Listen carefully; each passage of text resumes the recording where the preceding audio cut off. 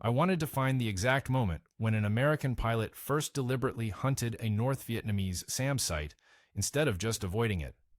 The date when the predator-prey relationship reversed. I thought it would be documented clearly. Mission reports, after-action summaries, maybe even gun camera footage with timestamps. It's not there. Not cleanly. What I found instead was a procurement nightmare that explains why it took so long to happen at all. The Air Force knew about SA-2 surface-to-air missiles before Rolling Thunder started. Soviet systems, operational in North Vietnam by April 1965. The first shootdown, an F-4C, happened July 24, 1965, near Hanoi. Pilot and WSO ejected, captured. The Air Force had 8 months of warning and did nothing systematic about it. The problem wasn't intelligence. CIA had detailed SA-2 specifications from Soviet defectors. The problem was bureaucracy. 3 separate commands argued over who owned the SAM suppression mission. Tactical Air Command said it was a theater problem. Strategic Air Command said their bombers needed the capability. Air Defense Command said it fell under their umbrella because it involved enemy air defense systems. While they argued, North Vietnamese crews shot down 11 aircraft in 2 weeks. The interim solution was pathetic.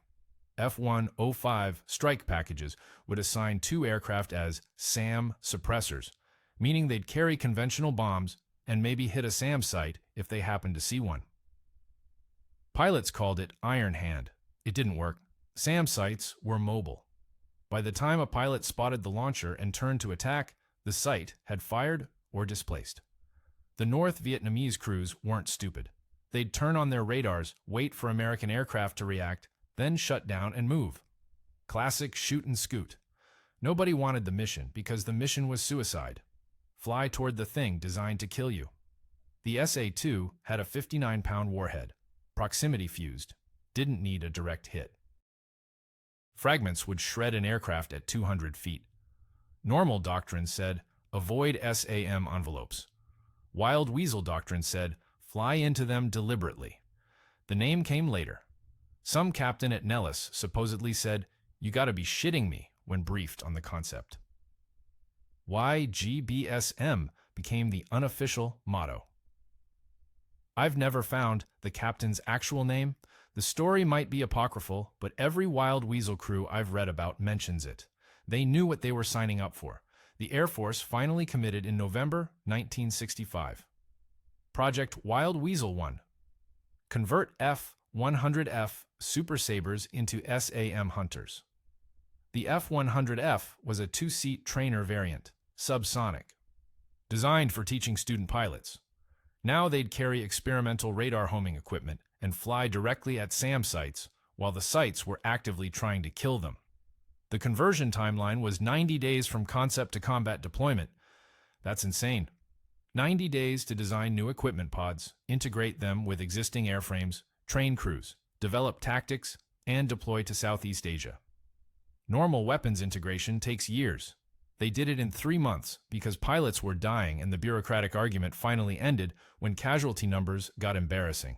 The SA-2 Guideline, NATO reporting name, the Soviets called it something else that doesn't matter, was a 35-foot telephone pole filled with explosives and guidance electronics. 2-stage solid fuel booster. Mach 3.5 at altitude. The North Vietnamese had maybe 30 operational sites by early 1966. American intelligence couldn't pin down the exact number because the sites moved constantly. Each site had 6 launchers arranged in a star pattern. Fansong radar in the center. The radar was the vulnerability. It had to radiate, send out signals, to track targets and guide missiles. That radiation could be detected, theoretically, if you had the right equipment, which the Air Force didn't have in sufficient quantities until Wild Weasel. Before that, SA-2 crews operated with near impunity. They'd wait for strike packages, turn on their radars, fire 1 or 2 missiles, then shut down before fighter escorts could respond. The missiles didn't even need to hit. Pilots would see the white smoke trail. SA-2s left distinctive white exhaust plumes and break formation. Jettison bombs. Run. Mission abort. 1 missile launch could scatter an entire strike package. The North Vietnamese crews got confident. some sites stopped moving between missions. They'd fire, reload, fire again from the same position. American pilots reported seeing the same site locations across multiple days. That confidence came from 18 months of basically unopposed operations. Here's the bureaucratic absurdity that cost lives. The Air Force had electronic countermeasure pods, ECM pods, that could jam fan-song radars. QRC-160. They worked. Field tests proved effectiveness. But procurement got bottlenecked because 3 different contractors submitted competing designs and the evaluation board couldn't decide which variant to mass produce. While they debated technical specifications, F-105 crews flew into SAM envelopes with nothing but chaff and evasive maneuvers. The pods finally reached operational squadrons in spring 1966. 6 months after Wild Weasel 1 crews deployed. That's backwards. You want jamming before you send people to hunt the things doing the shooting. But the timeline was inverted because different offices controlled different programs and nobody coordinated. Meanwhile, the SA-2 crews adapted. They started firing missiles in pairs, salvo launches, to bracket evasion routes. If a pilot broke left to avoid the first missile, the second one was already tracking that escape vector. Soviet doctrine. The North Vietnamese learned it fast. American losses spiked March 1966. 7 aircraft in 2 weeks, all SA-2 kills. All over Route Pac 6, the Hanoi area where site density was highest. The Air Force finally gave Wild Weasel crews free rein to develop their own tactics because the existing doctrine wasn't working. What they developed was simple and horrifying.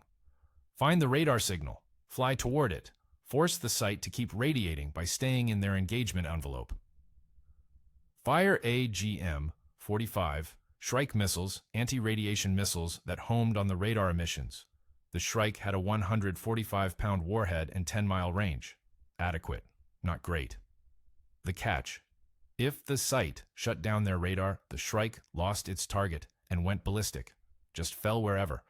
So, Wild Weasel crews had to keep the site nervous enough to stay active, but not so threatened they'd shut down. That meant staying inside SAM range. On purpose.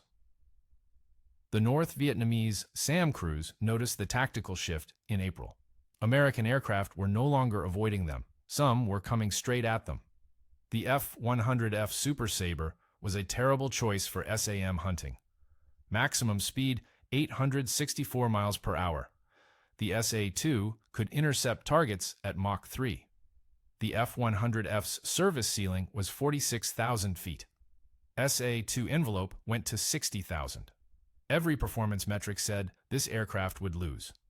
They picked it anyway because it was available. The Air Force had F-100F trainers sitting at bases. 2-seat configuration meant room for a pilot and an electronic warfare officer. The EWO would operate the radar homing equipment while the pilot flew. Division of labor, in theory. The equipment was prototype hardware, Vector 4 system, built by Applied Technology Incorporated. It could detect fan-song radar emissions and display bearing information on a scope. That's it, just bearing. No range, no altitude. The EWO would watch the scope and call out directions. Radar signal at 2 o'clock. The pilot would turn toward it and hope the site was close enough for a Shrike launch before a SA-2 came up. Installation took 6 weeks at Eglin Air Force Base. They mounted the Vector 4 receiver in the back seat where instructors normally sat. Ripped out training equipment. Added a cathode ray tube display. Ran cables through the airframe. No wind tunnel testing. No structural analysis. They bolted experimental electronics into an airframe designed in 1953 and called it Mission Ready. Armament was 2 AGM-45 Shrike missiles and 2 LAU, 3 rocket pods for self-defense. Maybe a gun pod. Sources conflict on whether early F-100F Wild Weasels carried the centerline gun pod or not. I couldn't find photographs showing both Shrikes and the gun pod on the same aircraft. Probably weight limitations. Training happened at Eglin. 4 Wild Weasel crews, 8 men total. They practiced intercepts against ground radar emitters, Simulated SAM sites. The training lasted 3 weeks. Then they deployed to Korat Royal Thai Air Force Base in Thailand. December 1965. The first combat mission was December 21, 1965, but it was reconnaissance. Fly over North Vietnam. See if the Vector 4 could detect real SA-2 radars. It could. The equipment worked. The crews came back alive. Mission success by the low standards of a program nobody expected to work. Actual Hunter missions started January 1966. The concept was simple. F-100F. Wild Weasel flies ahead of strike package, detects SAM radar, fires, strike. SAM site dies or shuts down. Strike package hits target unopposed. Clean. Surgical. It never worked that way. SAM sites had redundancy, multiple radars. If one shut down, another took over. The Shrike missile was fire and forget, which sounds good, until you realize the missile didn't know if it was tracking the primary radar or a decoy transmitter the North Vietnamese set up specifically to waste American ordnance. The first Shrike kill happened in March 1966. A Wild Weasel crew, I don't have their names, the mission report just lists aircraft numbers, detected a fan song radar near Vinh. Fired one Shrike. Direct hit. Gun camera footage confirmed the radar van exploded. Secondary explosions suggested ammunition or missile fuel. The site went offline. 4 days later, another site 12 miles away shot down an F-105. Gary Willard flew the mission that changed Wild Weasel from experimental to doctrine. April 1966. Captain, pilot. His EWO was First Lieutenant William Robinson. They launched from Korat at 0640 hours, leading a strike package targeting a bridge north of Hanoi. The mission brief said 3 known SAM sites along the route. Standard procedure: avoid the envelopes. Take evasive action if missiles launch. Willard ignored standard procedure. He told Robinson to track every radar emission they encountered, map the sites, then hit the most active one. Robinson picked up 5 separate fan-song radars, not 3. 5. 2 weren't in the intelligence brief, mobile sites that had displaced since the last reconnaissance pass. Willard noted their positions and kept flying. The strike package was behind him, counting on him. The northernmost site went active at 0708 hours. Robinson called the bearing. Willard turned toward it. The site fired. 2 SA-2s. White smoke trails against blue sky. Willard waited. Didn't break, didn't jink, just held course while Robinson confirmed the radar was still radiating. Then Willard fired both Shrikes. The SA-2s were tracking. Proximity fuses. Willard broke left and down at the last possible second. Robinson said later in a hometown newspaper interview I found in the Tulsa World archives from May 1966 that he counted to 3 before Willard broke. 3 seconds. At closing speeds over Mach 4, that's more than a mile of separation lost. Both missiles detonated high. Fragments passed over the F-100F. Close enough that Willard felt the concussion. His exact words in the after-action summary, airframe shuddered. The Shrikes hit 15 seconds later. One missed, went ballistic when the radar shut down mid-flight. The second one hit the radar van. Direct impact. The site stopped transmitting. Robinson's scope went blank for that bearing. Willard circled, waiting. The strike package came through. F-105's 8 aircraft. They hit the bridge. No SAM launches, no missiles. The site Willard killed was the only one with clear line of sight to the target area. The strike package egressed clean. 0 losses. First time a Wild Weasel crew deliberately suppressed a SAM site immediately before a strike. Not reconnaissance. Not post-strike damage assessment. Active suppression. Proof of concept. That's the mission I was looking for. April 1966. Gary Willard and William Robinson. Except the mission report doesn't call it historic, just routine.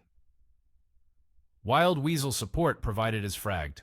Bureaucratic language, no drama. Robinson's quote in the Tulsa World newspaper is the only personal detail I found. His mother showed the reporter a letter Robinson sent home. He wrote, "We're making a difference now." That's it. 3 words about a tactical revolution. The rest of the letter talked about food quality and monsoon season. Normal stuff. I don't know why that quote appeared in an Oklahoma newspaper and nowhere in military records. Robinson's mother kept the letter. Some reporter in Tulsa thought it was worth printing. Then nothing. Robinson finished his tour, went home. The letter probably still exists in someone's attic. After Willard's mission, the strike planners started fragging Wild Weasel ahead of every major package into Route Pack 6. Required, not optional. SAM suppression became doctrine because one crew proved it worked. The AGM-45 Shrike anti-radiation missile entered service in 1963 as a Navy project for carrier strikes against Soviet radar installations. The Air Force adopted it because nothing else existed. It was adequate. Barely. Range was 10 miles under ideal conditions. Real-world range was closer to 8 because Wild Weasel crews fired from evasive maneuvers, not straight and level flight. The warhead was 145 pounds of high explosive. Enough to destroy a radar van if it hit directly. Most didn't hit directly. The Shrike homed on radar emissions. Turn the radar off and the missile lost its target. It would fly ballistic until fuel exhaustion, then fall. North Vietnamese SAM crews figured this out immediately. Standard counter tactic. Wait for Shrike launch, shut down radar, wait for impact, turn radar back on. The Americans would be closer now. Fire SA-2s. Wild Weasel crews adapted by firing Shrikes in salvos. Launch 2 missiles separated by 5 seconds. The sight shuts down to avoid the first missile. Turns back on to track the launching aircraft. Second missile is already in flight, homing on the reactivated radar. Worked sometimes, not always. The Shrike had another problem. Nobody talks about much. It couldn't distinguish between radar types. Any emission in the right frequency band looked like a target. North Vietnamese crews started using decoy transmitters, cheap Soviet radar sets that broadcasted on fansong frequencies but weren't connected to actual SAM sites. Wild Weasels would detect the emission, fire a Shrike, waste ordnance on a decoy worth maybe $5,000, while the real site stayed silent. By August 1966, Shrike expenditure rates were absurd. Crews were firing 4 to 6 missiles per mission. Hit rate was under 15%. The Navy complained because Air Force consumption was draining their inventory. Production couldn't keep pace. There were discussions about limiting Wild Weasel crews to 2 Shrikes per sortie to conserve stocks. That would have been tactically insane. 2 missiles meant 1 shot at suppression. Miss and you're flying into active SAM envelopes with no offensive capability, just evasion and hope. The limitation never happened, but the fact it was seriously discussed shows how bad the supply situation got. The solution should have been a better missile. Longer range, smarter seeker, bigger warhead. The AGM-78 standard ARM was in development, promised 35-mile range and improved guidance. It wouldn't reach operational status until 1968. 2 more years of flying missions with inadequate weapons. Wild Weasel crews kept using Shrikes because Shrikes were available. The missile's shortcomings were known, documented. Pilots complained. The after-action reports are full of recommendations for improvements. Nothing changed fast enough to matter for the crews flying 1966 and 1967 missions. Captain Howard Bodenhamer, F-105F Wild Weasel pilot, the second-generation aircraft replaced F-100Fs, wrote in his mission log that he trusted the Shrike about as far as I could throw the damn thing. He flew 87 Wild Weasel missions, used Shrikes on all of them, got 3 confirmed SAM site kills. That's a 3.4% success rate per missile fired, assuming he carried 4 Shrikes per mission and fired them all. The math was ugly, but the concept worked. SAM sites that knew Wild Weasels were hunting them behaved differently, more cautious, shorter radar activation times, less aggressive missile employment. Even a bad anti-radiation missile changed enemy tactics. The guns stayed, barely. North Vietnamese SAM crews stopped being predictable around June 1966. The Soviet advisors recognized what was happening. Their radar operators were being hunted. Standard doctrine said, keep radars active for continuous tracking. That doctrine got people killed when American aircraft started firing missiles at the radar emissions. The adaptation was simple. Minimize radar time. The Fansong radar needed 20 seconds of continuous tracking to guide an SA-2 to intercept. Soviet doctrine called for 40 seconds. Track the target, compute firing solution, launch missile, guide to impact. North Vietnamese crews cut it to 18 seconds. Turn on, fire, shut down. The SA-2 would fly unguided after radar shutdown, but momentum and proximity fuses meant it could still kill. Wild Weasel crews noticed fewer sustained radar contacts, more brief emissions, harder to get a strike lock when the target only radiated for 15 seconds. By the time the missile left the rail, the radar was already off. The North Vietnamese also started using their radars in rotation. Site A would activate, draw Wild Weasel attention, shut down. Site B would activate from a different position. Fire missiles. Shut down before the Wild Weasel could reorient. Site C would cover Site B's shutdown period. Coordinated air defense. The Soviet advisors taught them well. American intelligence identified the shift through signals analysis. Radar activation patterns changed. Shorter bursts. More sites participating per engagement.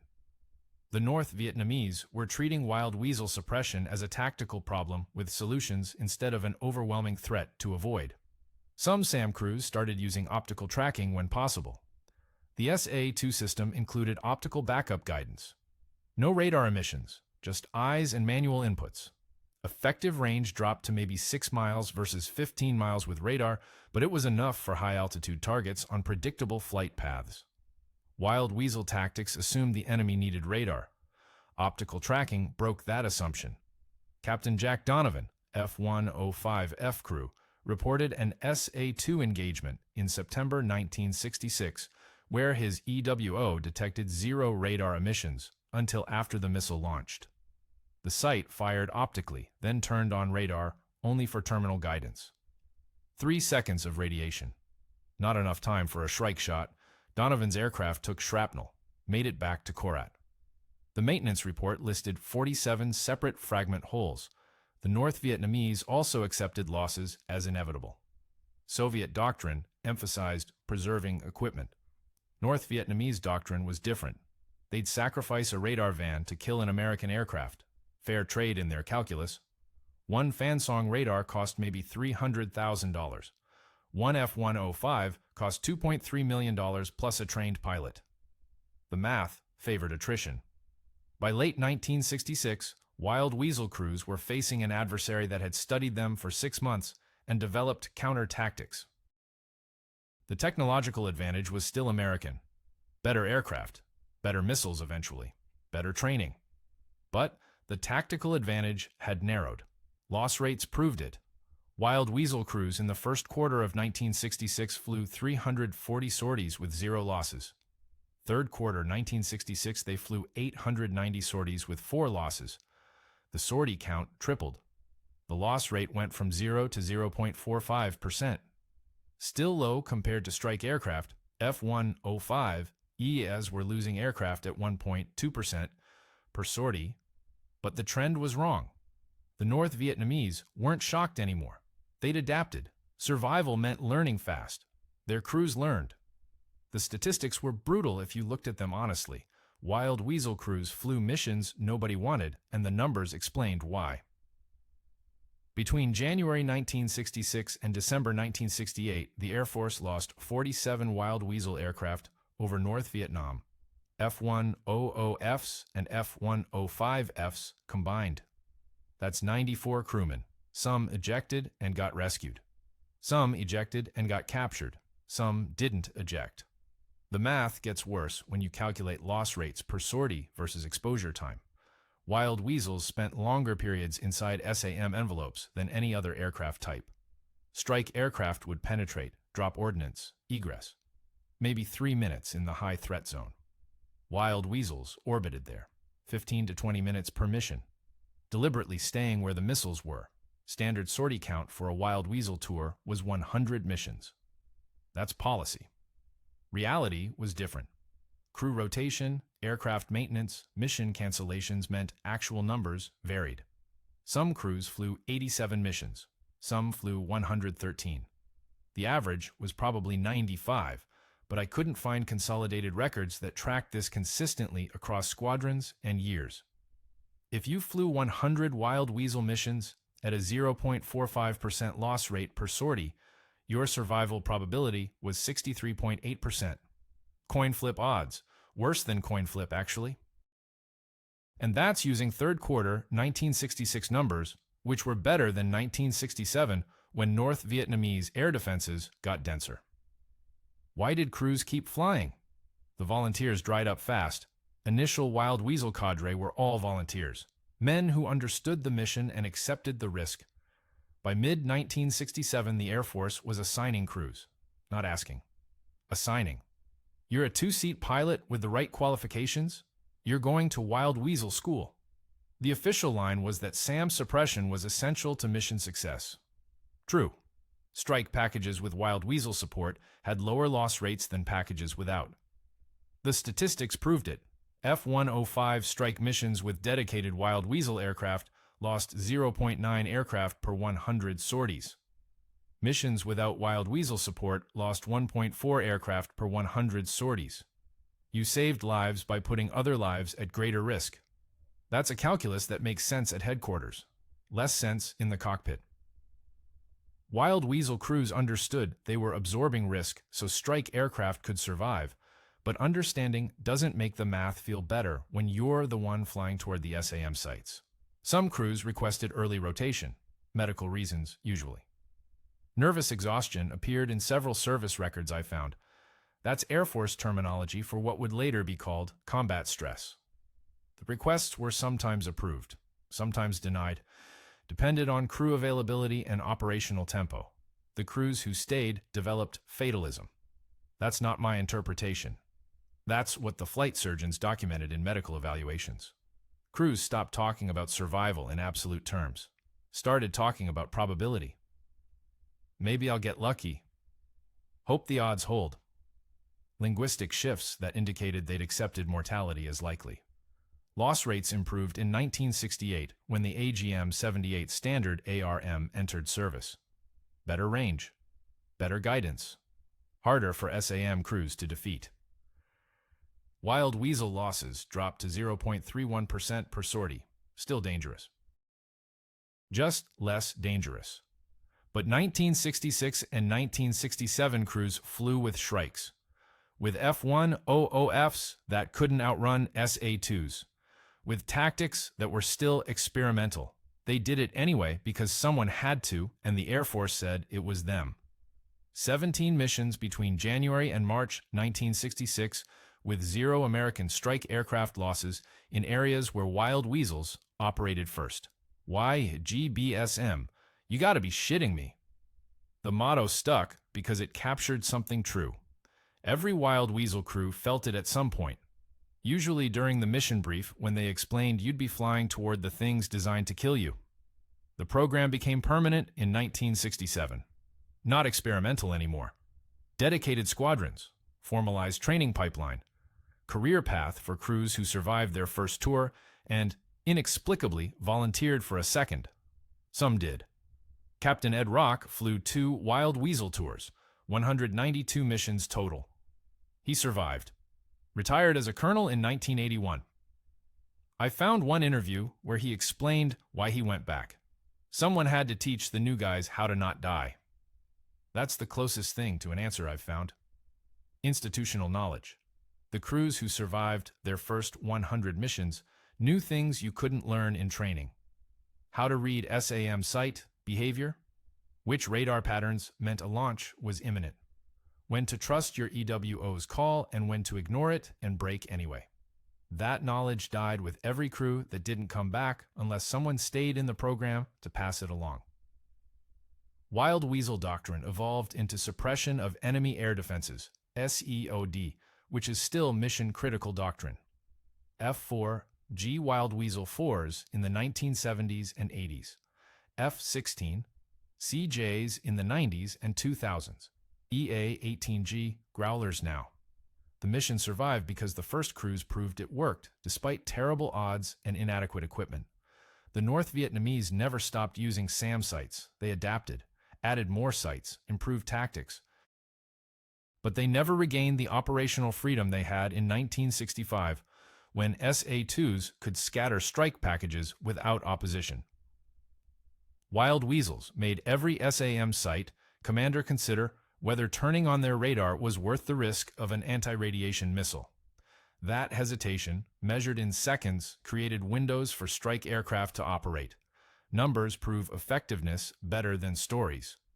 In 1965, before Wild Weasel deployment, North Vietnamese SAM sites fired 194 missiles and achieved 11 kills. That's a 5.7% success rate. By 1967, with active Wild Weasel operations, they fired 1,096 missiles and got 56 kills. Success rate dropped to 5.1% despite firing 5 times more missiles. The sites were shooting more because they had less time per engagement. Wild Weasel pressure forced lower quality shots. The crews who flew first, Gary Willard, William Robinson, the F-100F pioneers, whose names mostly didn't make it into history books, established the tactical foundation. They figured out what worked through trial and error. Some errors were fatal. Some trials produced doctrine that's still taught at Nellis today. I tried to find how many of the original Wild Weasel I crews survived their tours. The records fragment. Some names appear in later assignments. Some disappear from the documentation entirely. That could mean they died. Could mean they left the Air Force. Could mean the paperwork is misfiled somewhere in Air Force Historical Research Agency archives under a designation I haven't cracked. The ygbsm motto became official in 1972. Someone designed a patch. Cartoon weasel holding a missile.